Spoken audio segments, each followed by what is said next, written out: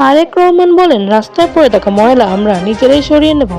সড়কে পড়ে থাকা কাগজ বা ময়লা সরিয়ে ছোট ছোট কাজের মাধ্যমে দেশকে সুন্দরভাবে গড়ে তুলতে নেতাকর্মীদের প্রতি আহ্বান জানিয়েছেন বিএনপির ভারপ্রাপ্ত চেয়ারম্যান তারেক রহমান।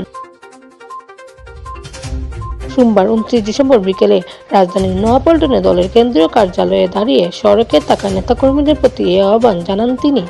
তারেক রহমান বলেন, আজকে যেহেতু আমাদের এখানে কোনো কর্মসূচি নেই, আমরা যদি এখন রাস্তা বন্ধ করে রাখি তাহলে সাধারণ মানুষের চলাচলে অসুবিধা হবে। যেহেতু আজকে আমাদের কর্মসূচি নেই, সেজন্য যত দ্রুত সম্ভব রাস্তা খুলে দেওয়ার চেষ্টা করি।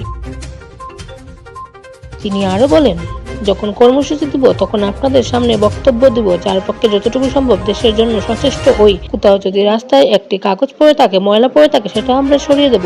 আসুন এভাবে ছোট ছোট করে কাজ করার মাধ্যমে আমরা দেশটাকে গড়ে তুলি।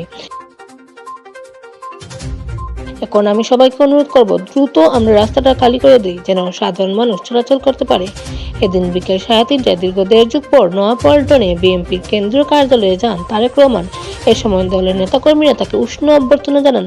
এদিকে তারেক রহমানের আগমন ঘিরে নয়াপল্টন দলীয় কার্যালয় ও এর আশপাশে নিরাপত্তা জোরদার করা হয়। এর আগে রোববার 28 ডিসেম্বর রাজধানীর গুলশানে বিএনপি চেয়ারপারসনের রাজনৈতিক কার্যালয়ে যান তারেক রহমান। গুলশান কার্যালয়ে তার ছিল প্রথম আগমন। 1/11 রাজনৈতিক পট পরিবর্তনের পর বিএনপি চেয়ারপারসন বেগম খালেদা জিয়ার জন্য এই কার্যালয় খোলা হয়। প্রায় 1.5 যুগের নির্বাসনের পর গত বৃহস্পতিবার 25 ডিসেম্বর দেশে ফেরেন তারেক রহমান। তার প্রত্যাবর্তন ঘিরে ঢাকায় লাখ লাখ নেতাকর্মী, সমর্থক সহ সাধারণ মানুষের অভূতপূর্ণ জমায়েত হয়। ঢাকার পূর্বাঞ্চলের জুলাই 34 এক্সপ্রেসওয়ে এলাকায় সংবর্ধনা দেওয়া হয়। সারা দেশ থেকে লাখ লাখ নেতাকর্মী ও সমর্থকরা অংশ নেয়। সালমা ইসলাম, দেশ 24 লাইভ, সিলেট।